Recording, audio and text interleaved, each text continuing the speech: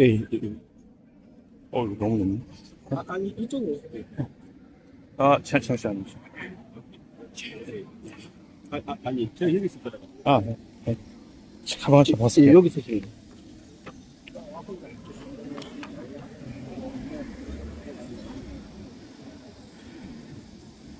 예, 시작하면 되겠습니까? 예, 예, 안녕하십니까. 이종배 의원입니다. 오늘은 여기가 이제 서울경찰청입니다. 서울경찰청에 박균택 민주당 의원을 허위사실 유포 혐의로 고발장을 접수하기 위해서 왔습니다. 지금 이제 민주당이 저희 국민의힘을 뭐 해체해야 된다, 해체하겠다 뭐 이러고 있고, 그리고 특검도 지금 우리 국민의힘에 대해서 그런 무리한 수사를 하고 있습니다. 그래서 이제 박균택, 전 처음 들어봤습니다. 이번에 이런 의원이 있는지 처음 알았는데, 박균택 의원이 방송에서 이렇게 말했습니다. KBS 라디오 전격지사 인터뷰에서 이제 당시 계엄령 선포 당시 저희 원내대표가 추경호 이제 원내대표였죠. 지금 의원입니다. 그 뒤에서 이렇게 말했습니다. 윤석열 전 대통령 부탁을 받고, 이 허위 사실이죠. 부탁을 받고 계엄 해제 의결을 방해할 의도가 있었다. 이것도 허위 사실입니다. 그래서 이제 빼돌렸다는 것이 이건 의원을 빼돌렸다는 것이겠죠. 빼돌렸다는 것이 분명히 입증된다. 이렇게 말했습니다. 이것도 분명히 입증된다. 뭐가 입증되는 거죠? 이것도 명백한 허위 사실입니다. 그래서 다시 말씀드리면 윤석열 전 대통령 부탁을 받고 계엄 해제 의결을 방해할 의도로 소속 의원들을 빼돌렸다. 이런 취지, 이게 이제 입증이 된다. 이런 취지로 주장을 했는데 명백한 허위 사실입니다. 그래서 이제 박균택 의원이 이렇게 이제 방송에서 말을 하니까 추경호 전 원내대표는 즉시 자신의 페이스북에 글을 올려서 이렇게 말했습니다. 23시 24분, 11시 24분 46초에 윤석열 대통령과 통화를 했다고 해요. 하고 나서 끊고 10분 후에 바로 의원총회 장소를 국민의힘 당사에서 국회로 변경했다고 합니다. 그래서 저는 당사에서 대통령과 통화 뒤 의총 장소를 국회로 옮겼고 당시 당사에 있던 동료 의원들과 함께 국회로 들어갔습니다. 이렇게 말했습니다. 이건 사실이죠. 근데 상식적으로 한번 생각해 보십시오. 표결을 방해할 의도였다면 예결위원장이 어디냐면 본회의장 바로 옆에 있다고 해요. 한 30m 거리라고 합니다. 그래서 표결을 방해할 의도였으면 본회의장 옆에 있는 예결위 회의장이 아니라 당사에 있었어야 되는 것이죠. 왜냐하면 당사가 거리가 멀기 때문에.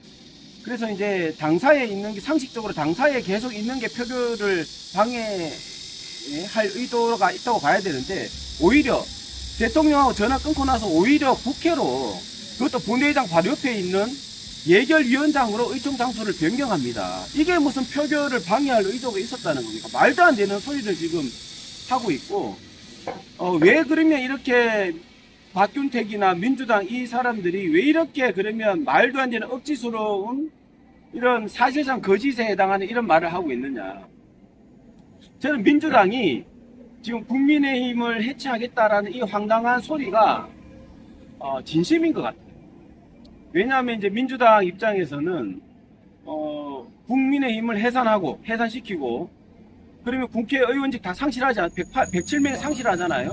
이제 만약 그렇게 판결을 한다면 그러면 다시 보궐선거를 해야 되죠. 그럼 지금 보궐선거 하면 우리가 107석을 다 얻는다는 보장이 없거든요. 거기서 만약에 20, 30석만 잃어도 그러면 민주당 200석 넘잖아요. 그러면 완전히 이제 개헌 저지선이 무너지고 자기들이 마음대로 이제 독재를 할 수가 있죠.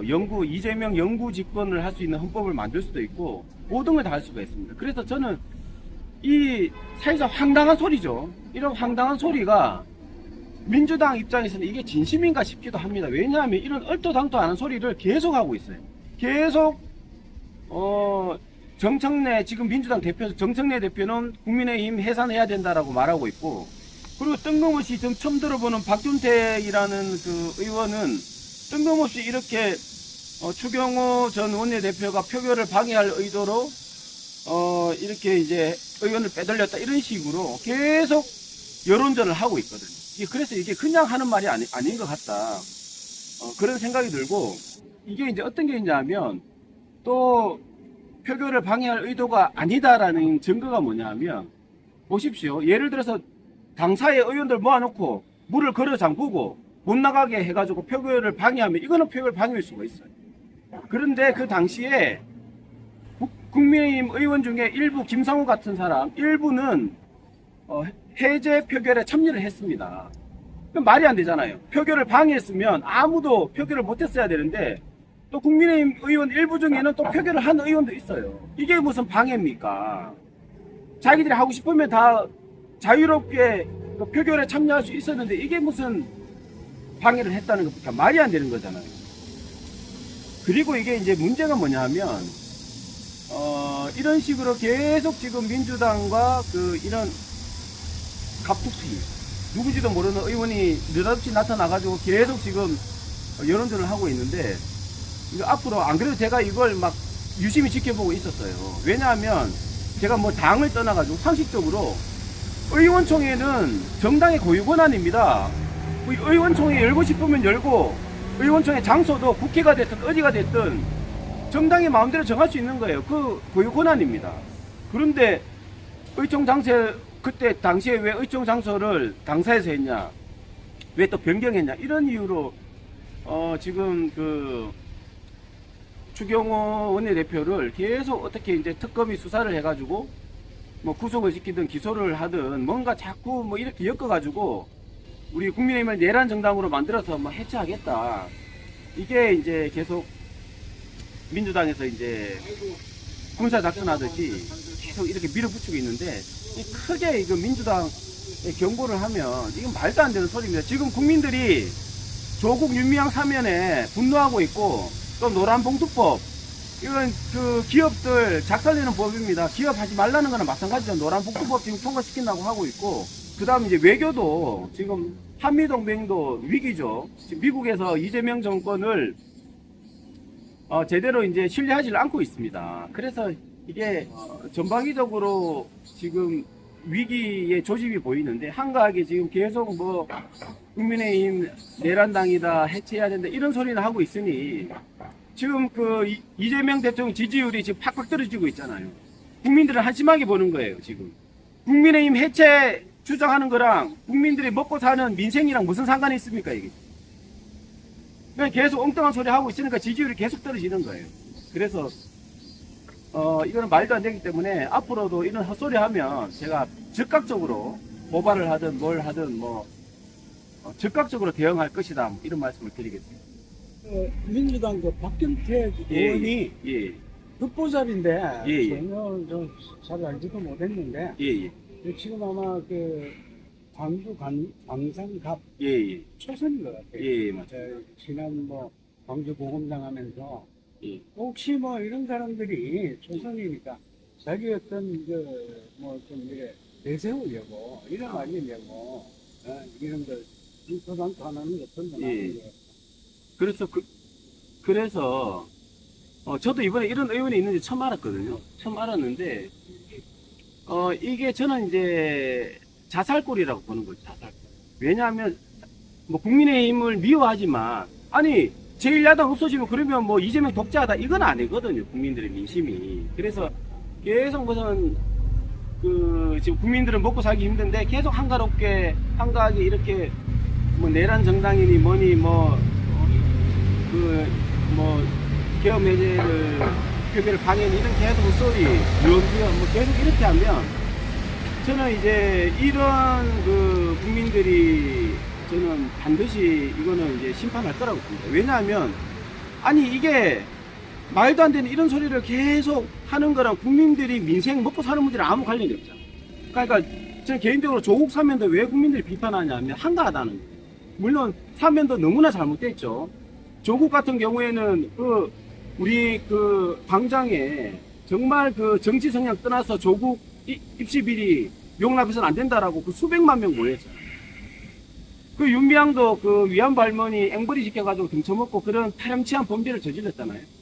이런 사면도 문제지만 국민들이 봤을 때 지금 먹고 살기 힘들고 나라 경제 살리고 국가 운영을 제대로 해야 하는데 이런 한가하게 이런 짓이나 하고 있으는 거 국민들의 민심이 계속 일반적으로 지지율이 계속 떨어지고 있는 거예요. 국민의 어떤 그런 그 민심의 눈은 저는 정확하다고 봐요. 그래서 이런 짓을 계속하면 저는 이제 심판받을 것이다.